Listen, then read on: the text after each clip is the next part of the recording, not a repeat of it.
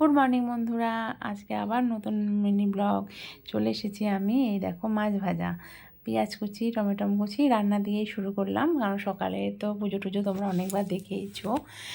আর এই দেখো মোড়োটা ভাজছি, এগুলো সরল পুঁটি মাছ। আর এই দেখো কতগুলো ডিম আনার সময় ফেটে গেছিলো, তো সেই ফাটা ডিমগুলো আজকে ভুজিয়া করে নেবো, কারণ ফাটা ডিমগুলো বেশি দিন রাখা যায় না, নষ্ট হয়ে যাবে, প্লাস পড়ে যেতে পারে। ওই জন্য আজকে এই ডিম ভুজিয়া কে কে খাও তোমরা কমেন্টসে জানিও, খেতে খুবই ভালো লাগে পেঁয়াজ কুচি কাঁচা লঙ্কা কুচি দিয়ে। এই দেখো ডিম ভুজিয়া। আর এই দেখো আমার মেয়ে, ওকে খেতে দিয়েছি, কারণ স্কুলে যাবে তো ওই জন্য রেডি হচ্ছিল তখন সকালে।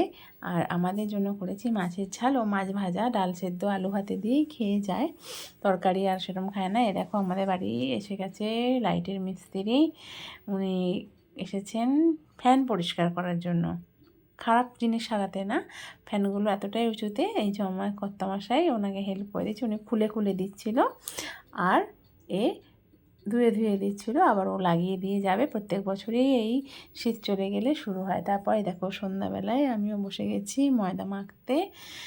আর কি করব বলো তো, দেখতেই পাবে, দাঁড়াও। এই দেখো ময়দা দিয়ে এই যে লুচি ভাজা শুরু করে দিয়েছি। কার কার এরকম লুচি ফোলে সেটাও তোমরা কমেন্টে জানিও, কেমন লাগলো দেখতে আজকের ব্লগটা সেটাও তোমরা জানিও, দেখেছো কেমন লুচি ফুলছে। আজকে রান্নাটাই দেখালাম, আসছিটা